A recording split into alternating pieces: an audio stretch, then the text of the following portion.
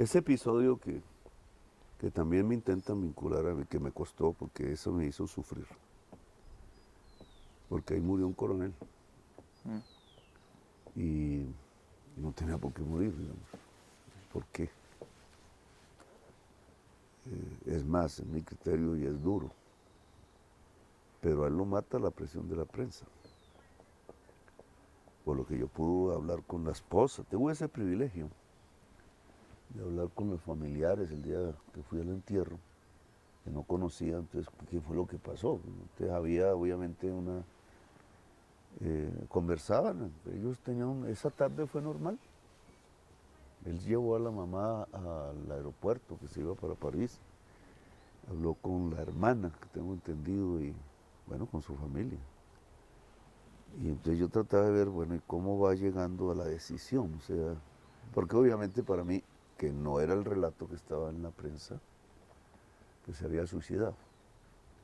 Lo que había en la opinión pública era la insinuación de que quién sabe qué cosa mala habría hecho Petro que lo mandó matar. Y yo quisiera pedirle, Que fue lo que presidente, sobre dejaron eso, en yo quisiera pedirle, presidente, sobre eso una claridad, porque cuando usted dice lo mató la presión de la prensa, ahí también hay un relato, ¿no? Y es un relato en el que nosotros, pues sí, tenemos que ver, porque en cambio estábamos escribiendo un artículo sobre el tema y le hicimos una llamada al coronel, simplemente en un ejercicio de contrastación de una información con una fuente, y fue una llamada respetuosa, fue una llamada tranquila a hacer una pregunta. Entonces, cuando usted afirma lo mató la presión de la prensa, hay gente que puede Sí, mira, mirar a los periodistas que eso trabajan también en eso. podría, yo lo vi una vez en mi vida. De hecho, la llamada la publicamos. Lo llamé a mi oficina, pues cuando empezó a aparecer todo ese tipo de información. Nunca lo había visto, no sabía que trabajaba para, porque eso es un mundo ahí, la Y que presidencia, está incluso cerca, con, pero no a la vista. pero no la ha visto. Entonces yo no, ellos estaban en otra oficina, no tenía una relación con él, ahí lo conocí. Mi pregunta fue el tema del polígrafo, que no sabía que existía en la presidencia, entre otras cosas. Todo eso fue información mía. Y entonces les pregunté cuál es el protocolo de eso, o sea, cómo se usa eso. Eh, entonces, y él me explicó, digamos, eso fue la relación conmigo, él me explicó los protocolos de eso y alguna teoría como para entender, porque más o menos lo que se dijo desde Fiscalía era que eso era un crimen. Sí. O sea, se criminalizó del, el uso del polígrafo. Y yo nunca había tenido una experiencia, ni nunca había leído nada sobre eso, ni leyes, ni nada, entonces pregunté, ¿eso cómo se usa? ¿Eso por qué? Y ellos me explicaron, esto es un proceso de confianza, bueno, ahí aprendí algunas cosas, el proceso de confianza no es un proceso judicial, ¿cierto? Ahí no se están tomando pruebas, ahí se está simplemente determinando si hay confianza con la persona y es subjetiva. Y me dijeron, lo que hay en normas y en leyes y sentencias de la Corte Constitucional es que el procedimiento siempre tiene que tener como base, hágase en empresa privada, que se hace y mucho, hágase en entidades públicas, que también se hace, el que sea voluntario. Eso es todo. La persona decide o no si se hace eso. Voluntario. Y entonces, y él me lo dijo. Si la señora dijo que sí, que quería, bueno, a mí obviamente no me gustó todo ese episodio, no. La misma Laura había puesto la denuncia penal. Es el fiscal que tiene el caso de la denuncia, el que ordena interceptar a la señora. Y es por eso que se dan cuenta que ya la habían interceptado. Pero es porque ya el fiscal iba a hacer eso. Por un robo familiar, que a mí me ha pasado aquí también en muchas... Eso no me pareció que había que llegar a esos niveles, digamos. Si se me pierde algo aquí, puede tener valor sentimental o no, o ser valioso económicamente, pues se perdió, ya qué voy a hacer. Pero ahí conocí a Dávila, entonces no me dio, quizá yo también debía ver, bueno, este hombre está recibiendo las presiones, yo sé qué es eso, yo he vivido eso, te está recibiendo las presiones y cómo es él. Quizás debía haberme interrogado él. Pasó la conversación y ya.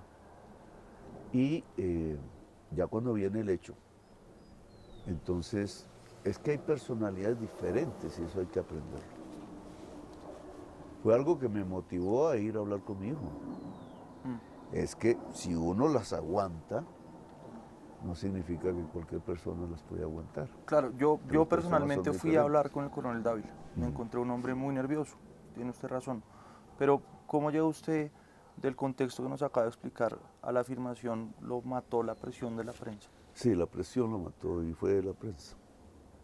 Él no estaba presionado por nosotros, nada. ¿Y la prensa Él cómo lo estaba estaba preocupado presionando? por el proceso. Él sentía básicamente, no por el tema del polígrafo, para él le parecía eso normal, digamos, que estaba reglado, que no había ningún problema, Mm, que siendo voluntaria la presencia de la señora, no había el problema, digamos. Él, digamos, estaba preocupado era por la interceptación, así es. que obviamente sí era otro tema diferente. Y yo no conozco bien los pormenores de eso. He visto informes de contrainteligencia, que no sé qué tan firmes serán. Me da la impresión que la Dijín hace algo que dentro de ellos es una práctica normal, pero que no lo Que es. es ilegal, pero que es casi que habitual. Que es habitual porque usan procesos, Mm, incluso hasta para averiguar qué hace el amante, para cosas de ese estilo. Entonces Bueno, pues por eso está presa una exdirectiva de la Fiscalía. se les hace tan fácil eso y no hay medio, o sea, en la Fiscalía como que no hay una barrera que impida hacerlo, que Sí. eso debería ser ya un tema. Que entonces no midieron lo que podía sobrevenir. Y que es una tontería porque ya el fiscal había ordenado la interceptación. Digamos, es gratuito, es de sobra eso. Pero nos lleva a una situación de la vida de un ser humano que yo vi, que pues que tenía mucha aprecio por su familia, el cuidado de los niños, el qué dirán de él, que eso en otras sociedades es muy importante. Lo que le pasa a este coronel es que yo creo que estaba solo. No tenía, digamos, cómo soportar. Nunca había tenido la experiencia de periodistas preguntando. Nunca. Eso no es culpa de los periodistas, porque esa es es su el función. deber. Tampoco se le va a meter en la cabeza al periodista lo que puede pasar. El problema de la investigación no es Laura, no son los coroneles los que cometieron los errores. No, es ver si se puede tumbar a Petro. Claro, yo no sabía nada, pues yo estoy tranquilo porque yo no.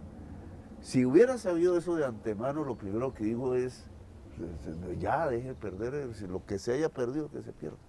Eso no es para hacer las cosas. Pues Laura es mucho más joven, no tiene experiencia, nunca había estado en un cargo de esos, quizás creyó que la seguridad consistía en cuidar todos esos detalles. Quizás hasta hubiera tenido razón porque ella está por sus funciones, o estaba, sus funciones son cuidar eso, o sea, que haya un aparato de seguridad eficaz en el presidente.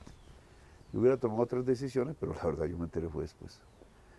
Y entonces cuando veo el relato periodístico tratando de insinuar que el presidente es, pues una señora sacó una vaina que ve 5 maletas, dijo, de Petro, fue pucho, dije, miércoles, ¿esto qué es? Entonces ahora yo soy Pablo Escobar, entonces. Él pronunció eso y se olvidó, ¿cierto? Nunca más volvió a... ¿De dónde salió eso?